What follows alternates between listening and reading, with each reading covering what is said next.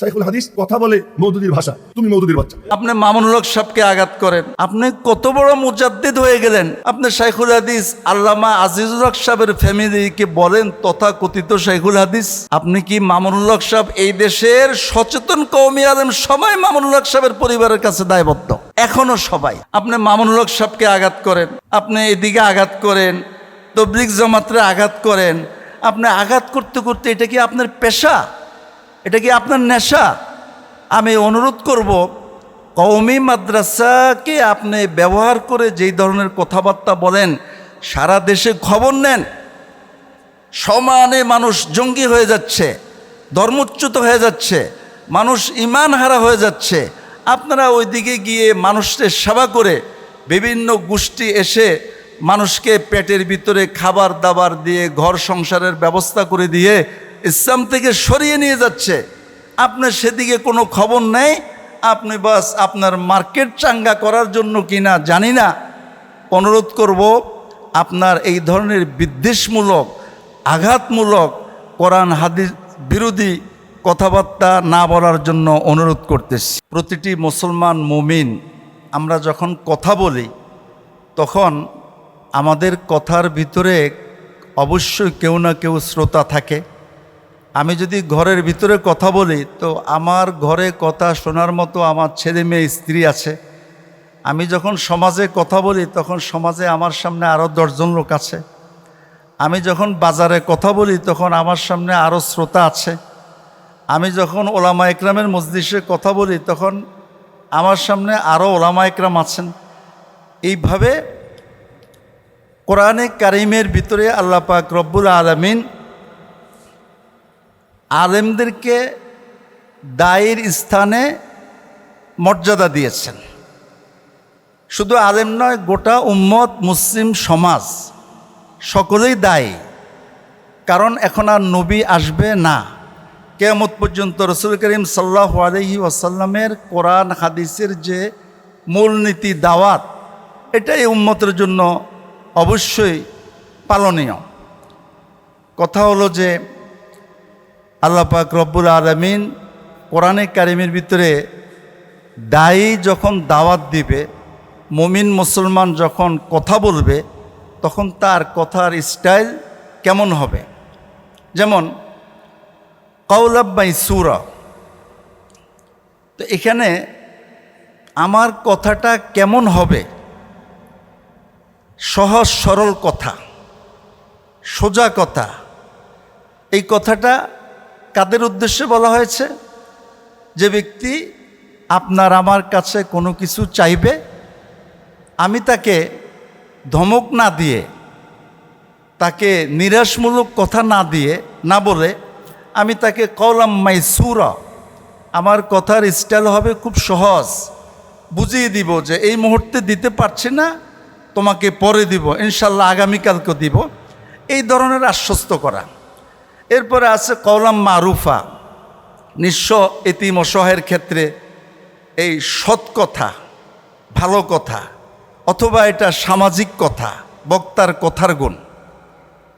এরপরে এসেছে কাওলান কারিমা, মা বাবা এবং শ্রদ্ধেয় ব্যক্তির ক্ষেত্রে কথার গুণ সম্মানজনক হতে হবে। এরপরে এসেছে কাওলান বালিগা।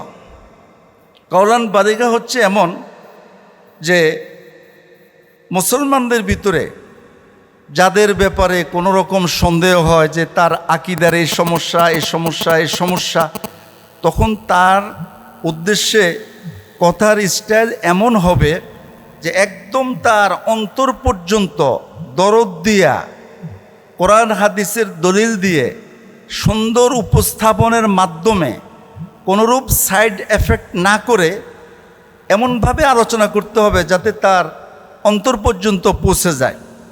এটা হচ্ছে ফেরাকে বাতিলার ক্ষেত্রে আমরা যখন কথা বলবো, কথার ধরন। এরপরে কাওলাল লাইয়িনা।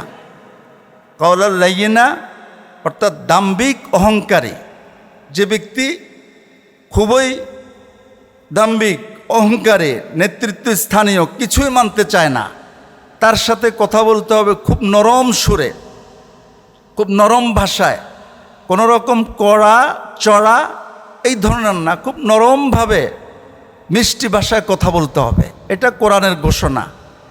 এরপরে আরেক জায়গাতে এসেছে কওলান সাদিদা। কওলে সাদিদ বলা হয় এমন কথাকে যে কথার ভিতরে 4টে গুণ থাকবে, যে কথা এমন কথা কওলে সাদিদ সত্য, যার ভিতরে মিথ্যার সামান্য পরিমাণ গন্ধ থাকবে না, লেশমাত্র থাকবে না। এরপরে এমন সঠিক কথা, এমন সোজা কথা যার ভিতরে কোনো বক্রতা পেঁচাপিচি থাকবে না, এমন কথা কোমলতা যার ভিতরে কোনো ধরনের চড়া কর্কশ থাকবে না, এমন কথা যে কথার ভিতরে কোনো রসিকতা গাম্ভীর্যপূর্ণ কথা হতে হবে। তাহলে কওলে সাদিদের মানে হচ্ছে কথার ভিতরে 4টে গুণ থাকতে হবে। তো এই যে কথার যে ধরন, আমরা ওলামা একরাম যখন জাতির উদ্দেশ্যে বলি তখন আমাদের কথার ধরন তো এইভাবে থাকবে। আল্লাহ পাক রব্বুল আলামিন বলেন ইত্তাকুল্লাহ ওয়া কুলু কওলান সাদিদা, ভিতরে আল্লাহর ভয় সৃষ্টি করো, অর্থাৎ আর কথা এমন কথা বলবা যে কথাগুলোর ভিতরে এই 4টে গুণ পাওয়া যাবে।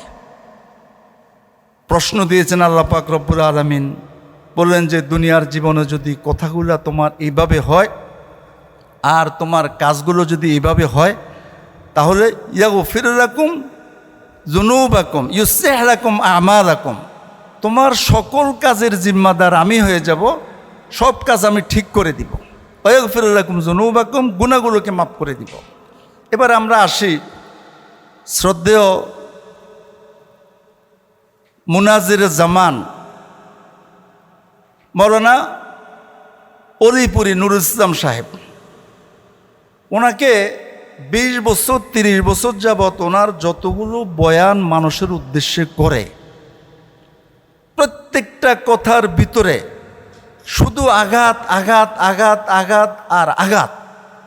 আমি স্মরণ করিয়ে দিব যে আপনার কথাগুলো কোরআনের এই ভাষা অনুযায়ী হওয়া উচিত।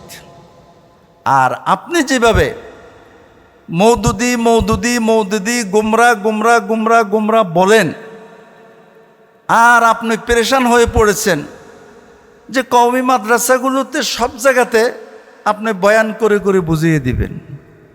আরে হজরত, এই বিদ্বেষমূলক কথা বলে আপনি কি করবেন? ইসলাম কোরআন হাদিসের কোথাও খুঁজে পাওয়া যাবে না। আপনি অলিপুরি একজন বক্তা মানুষ, আপনার সামাজিকভাবে আপনি ওয়াজ করেন, টাকা কামাই করেন, খান। কোটি কোটি মানুষ দেশে বর্তমানে বিপদগ্রস্ত। এই যে মানুষগুলো যে বিপদগ্রস্ত, আপনি কোরআন হাদিস খুললেই ভরা। ইসলামের দাওয়াতের পদ্ধতি হচ্ছে যে আখলাক আর মানব সেবা করা। আল খালকু ইয়ালুল্লাহ, সমস্ত সৃষ্টি আল্লাহর পরিজনের অন্তর্ভুক্ত। ফাআহাব্বুল খালকি ইলাল্লাহি মান আহসানা ইলা আয়ালি, আল্লাহর কাছে সবচেয়ে প্রিয় ব্যক্তি সে যে ব্যক্তি তার সৃষ্টির প্রতি দয়ালু, ভালোবাসে। আপনি শুধু আপনার মুনাজিরে জামান, আবার আপনি খতিবুল আজম। খতিবুল আজম মানিত হচ্ছে যে যিনি সবচেয়ে বড় বক্তা, আলোচক। তো সবচেয়ে বড় বক্তা, আলোচক আপনি আপনার ডিগ্রি লাগান, অথচ বাংলা ভাষায় আপনি শুদ্ধ ভাষায় কথা বলতে পারেন না। আল্লাহ পাক রব্বুল আলামিন বলছেন ওয়াখতিলাফু আলসিনাতিকুম ওয়া আলওয়ানিকুম, তোমাদের ভাষার ভিন্নতা আমি আল্লাহর নিদর্শন। বাংলা, উর্দু, হিন্দি, ফার্সি, পর্তুগিজ, ওলন্দাজ যত ভাষা আছে সকল ভাষা আল্লাহর নিদর্শন, আল্লাহর কোরআনের ঘোষণা। আপনি সে শুদ্ধ ভাষায় কথা বলতে পারেন না, বাংলা ভাষা শুদ্ধ কথা বলেন না, আবার বাংলা ভাষা অস্পষ্ট কথা বলেন।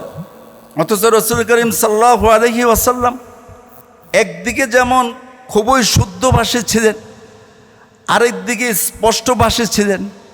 তো আপনি রাসূলুল্লাহ সাল্লাল্লাহু আলাইহি ওয়াসাল্লামের 40 বছর যাবৎ বয়ান করতেছেন, 40 বছরে প্রতি শব্দের ভিতরে আপনি রাসূলুল্লাহ সুন্নতের খেলাপ করতেছেন। তা আপনারও তো বাংলা ভাষা ঠিক নেই, বাংলা স্পষ্ট না, শুদ্ধ না। এরপরে প্রতিটা জায়গাতে আপনি শুধু আঘাত করতেছেন এদেশের কোটি কোটি মুসলমানকে, সারা পৃথিবীর মুসলমানকে। আপনি একজন আলেম বক্তা, আপনি কামাই করেন আর খান, কিন্তু এই দেশের ঘরে ঘরে, মানুষের ঘরে ঘরে গিয়ে খাবার যারা পৌঁছে দেয় রাসূলুল্লাহ সাল্লাল্লাহু আলাইহি ওয়াসাল্লামের তরিকায়, সাহাবা একরামের নমুনায়, আপনি তাদেরকে গুমরা গুমরা গুমরা গুমরা গুমরা, এই যে হারাম কাজগুলো আপনি করতেছেন, সময় কম দেখে আমি বলতে পারতেছি না। হাদিস কোরআন অনুযায়ী এই যে আঘাত করতেছেন আর গুমরা বলতেছেন, কোন কোরআন হাদিস থেকে আপনি প্রমাণ করবেন যে আপনি মুনাজির জামান দাবি করে, খতিবুল আজম দাবি করে আপনি শুধু মানুষকে আঘাত করতে থাকেন? রাসূল করিম সাল্লাল্লাহু আলাইহি ওয়াসাল্লামের সাহাবী খাব্বাব ইবনুল আরত রাদিয়াল্লাহু তাআলা আনহু থেকে বর্ণিত হাদিস এর একটি অংশ, ইউমশাতু বিআমশাতিল হাদিদ মা দুনা রাহমিহি মিন আজমিন আও আসবিন। নবী আলাইহিস সালাম সাহাবা ইকরামকে লক্ষ্য করে বলেন যে দেখো, পূর্বের জামানাতে অবস্থা এমন হতো যে শরীরের হাড্ডি থেকে গোশতগুলাকে পুরা ভিন্ন করে ফেলা হতো লোহার চিরুনি দ্বারা। তো তোমরা তো এখন ভালোই আছো, তো আপনি ভাষা দ্বারা, কথা দ্বারা কোরআন হাদিসের অপব্যবহার করে